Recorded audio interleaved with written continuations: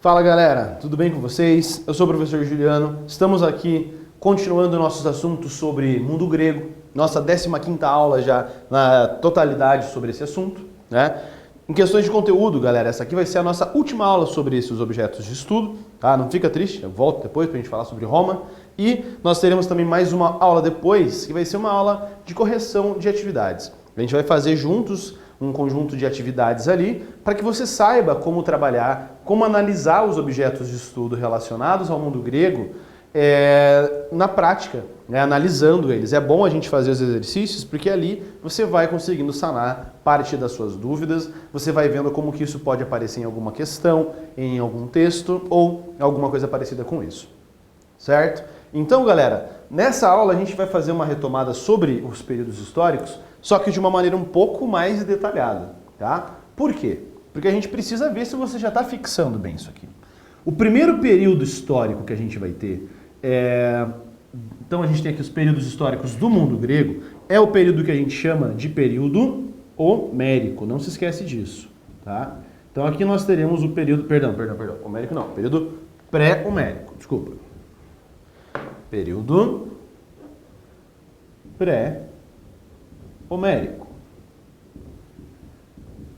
Durante esse período que a gente chama de período pré-homérico, o que a gente tem de importante? O que a gente tem como ponto característico central que vai caracterizar, na verdade, essa fase? No período pré-homérico, a gente pode chamar ele, no período que a gente tem a invasão dos aqueus, eólios e jônios. Quando esses povos invadem e estão vivendo aqui, nós podemos caracterizar, além disso, essa fase do período pré-homérico como o desenvolvimento da chamada cultura creto-micênica. Acho que está aparecendo para vocês aí direitinho, você consegue identificar? Período creto-micênico, ou cultura creto-micênica. Por que a gente chama disso e por que eu vou te dar uma atenção importante aqui? Lembra que eu falava para vocês que não existia a Grécia, existe um mundo grego. E qual que é o fator aglutinador, o fator que faz com que a gente chame essas cidades então de gregas? Se não existia a Grécia, por que eles chamavam por que a gente chama elas de gregas? Por causa disso aqui, ó. A cultura helenística, galera, que a gente tem aqui, a cultura creto-micênica, que é a cultura que vai ser dos cretenses que viviam na ilha de Creta, um povo, os chamados pelasgos que viviam naquela região, tinham a sua cultura. Quando os aqueus invadem aquela cidade ali, vai ter uma mescla da cultura dos aqueus, que vão fundar a cidade de Micenas, portanto, cultura creto-micênica.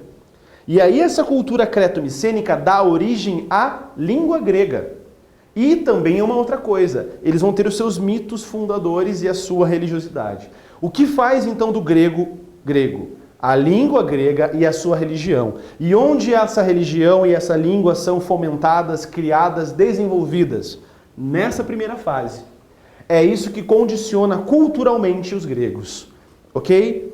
Por que culturalmente? Porque politicamente você vai ter as cidades-estados se desenvolvendo depois, cada uma da sua maneira. Certo? Então, aqui nós temos o período pré-homérico, o desenvolvimento da cultura creto-micênica. Beleza? O animal esqueceu de colocar um acento aqui. E quando acaba o período pré-homérico? Quando nós temos a invasão de um outro povo, os chamados dórios. Quando os dórios invadem depois de tudo isso aqui, esses povos aqueus, eólios e jônios fogem. Essa fuga de aqueus, eólios e jônios nós chamamos de primeira diáspora. Diáspora é um movimento migratório forçado, em conjunto, né? Aqui nós temos um marco. Acabou o período pré-homérico. Se acabou o período pré-homérico, qual período será que vem depois do pré-homérico? O período homérico. É meio óbvio isso, né? E o período pré-homérico é o período em que o poeta Homero vai existir. O Homero existe nesse período e conta sobre esse, tá? Dentro do período pré-homérico, o que a gente vai caracterizar de importante? nós temos aqui o desenvolvimento das chamadas genos. Então, nesse período homérico, as genos, que são aqueles grupos familiares, coletivistas, em que tudo era dividido entre todos da mesma maneira, por serem da mesma família, essas genos vão se desenvolvendo. E aí ocorre o processo do chamado cinecismo. O que era isso? As genos vão aumentando cada vez mais. As genos vão se aglutinando, vão se misturando. Então, ocorrem as uniões entre genos. Quem comandava genos? O chamado paterfamilias. Lembra? Genos mais genos deu origem a uma frátria. Frátria mais frátria dá origem a uma tribo. E tribo mais tribo dá origem a uma cidade-estado, uma polis. Aqui, no final, o que marca o fim, a transição do período homérico para o consecutivo, para o próximo, nós temos a chamada segunda diáspora. O que foi a segunda diáspora, galera? É quando nós temos também, a gente pode chamar ou de segunda diáspora, ou a gente pode chamar também de colonização grega. É quando os gregos vão fugir dessa região e vão começar a colonizar outros lugares, tá? Por isso a gente chama de colonização grega. E aqui as polis estão se desenvolvendo, as polis estão surgindo, se aperfeiçoando cada vez mais, certo? Então, depois do período pré-homérico, nós temos o chamado período arcaico. O que foi o período arcaico? Arcaico. O período arcaico é quando as polis estão se desenvolvendo. O fator, então, que a gente tem importante é o surgimento e o desenvolvimento das cidades-estado. O período arcaico, galera, vai então... Bom, faltou colocar o outro aqui, ainda bem que a gente tem um espacinho no quadro que é suficiente. Cavalo da conta. Então, vamos só terminar aqui. Aí, fechou. E aqui acaba no século II. A, C. Já marco aqui. Depois do período arcaico, qual que é? Período clássico. Período de maior esplendor da civilização do mundo grego. O que marca o período clássico? Guerras, tretas, briguinhas. Quais são essas tretas loucas que a gente tem aqui? As duas principais, guerras médicas e a guerra do Peloponeso. A guerra do Peloponeso foi o que nós vimos na aula passada. Vimos o que acabou, lembra? A Liga de Delos contra a Liga do Peloponeso, acabou isso aqui com a invasão dos macedônicos. Chegamos então à última fase da história grega, que é o período que a gente vai chamar de período helenístico. Esse período helenístico é o que a gente vai ver hoje. É um período mais curto, é um período mais fácil de a gente entender. Como que se inicia o período helenístico? Como que ele vai se desenvolvendo aqui, galera? Quando o mundo grego vai ser conquistado pela Macedônia. Tá? Então, aqui a gente fez uma retomada geral, basicamente, de tudo que a gente viu até agora. Tá? Então, o que a gente vai ver hoje? Já vimos, retomada dos períodos históricos gregos. Vamos falar rapidinho sobre as guerras médicas, guerra do Peloponeso, já falei, e o período do helenístico mesmo. Retomando rapidinho, as guerras médicas, o que foram? Guerras entre gregos e persas. Professor, por que guerras médicas? Porque são os gregos chamavam os persas de medos. Portanto, guerras entre gregos e medos, guerras médicas. Beleza? Depois, guerra do Peloponeso. A Guerra do Peloponeso acontece porque as outras cidades-estados se negavam à manutenção, se negavam à existência, à permanência da chamada Liga de Delos. E aí surgiu uma outra liga chamada Liga do Peloponeso. Liga de Delos contra a Liga do Peloponeso, deu treta e acabou que, qual foi a consequência principal dessa guerra? Nós tivemos o fim, o domínio dessas cidades-estado pelos macedônios. Então, o Filipe II, que era o rei da Macedônia, vai invadindo, vai migrando, vai marchando e domina a região das ilhas ali das cidades-estado gregas. Começa a dominação, na verdade. Quem concretiza essa dominação é o seu filho, Alexandre o Grande. Esse é o cara, tá? Vamos lá. Deixa eu ver o que eu coloquei para vocês aqui. O que ele vai fazer de importante? O Alexandre o Grande, primeiro que o seu pai Filipe II coloca o Alexandre o Grande para ter como professor ninguém mais, ninguém menos do que Aristóteles. um dos maiores filósofos que a gente já teve no decorrer da história da humanidade. Então, o Alexandre o Grande vai aprender muita coisa com Aristóteles. Imagina você ser educado, você ser criado pelo maior filósofo que já existiu naquele período. E o Aristóteles vai ensinando cultura, vai ensinando filosofia, vai ensinando muita história para o Alexandre o Grande. Tá? Alexandre até então se torna o Grande. Né? Ele era um menino muito inteligente, graças a esse contato que ele vai tendo com Aristóteles, vai se desenvolvendo. E aí tem vários mitos, várias lendas acontecendo ao redor da história também do Alexandre. E aí dizem que quando ele era adolescente ainda, estava tendo uma competição numa praça para ver quem conseguiria domar um cavalo que estava lá. E ninguém conseguia domar aquele cavalo.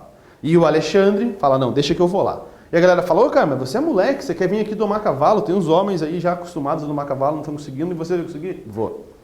Ele vai lá domar esse cavalo, ele percebe o seguinte, o cavalo não conseguia ser domado porque o cavalo se assustava com a própria sombra. Então, o cavalo via a sombra que estava fazendo no chão, se assustava e ninguém conseguia domar ele. O Alexandre direciona o cavalo para uma região que o sol não batia, portanto não fazia sombra, aí ele consegue domar esse cavalo. E aí ele já começa a ficar famoso na cidade. Tá? Até que então o seu pai morre em conflito, né, o Filipe II, e o Alexandre, que foi educado pelo Aristóteles, assume o domínio sobre o Império Macedônio. Sobre a Macedônia, perdão. E aqui ele dá origem ao Império. Ele é o cara, galera. Ele é um dos maiores, se não o maior conquistador da história antiga. Tá? Ele vai expandir... Olha o que esse cara faz. Esse é o Alexandre o Grande. Né? Observe esse mapa aqui. Olha a quantidade de territórios que o Alexandre o Grande conquistou. Ele dominou, galera, quase todas as civilizações que a gente estudou até agora. Ele vai dominar, claro, todas as regiões ali das ilhas gregas. Ele vai dominar o Império Persa, que era um dos maiores rivais dos gregos até então.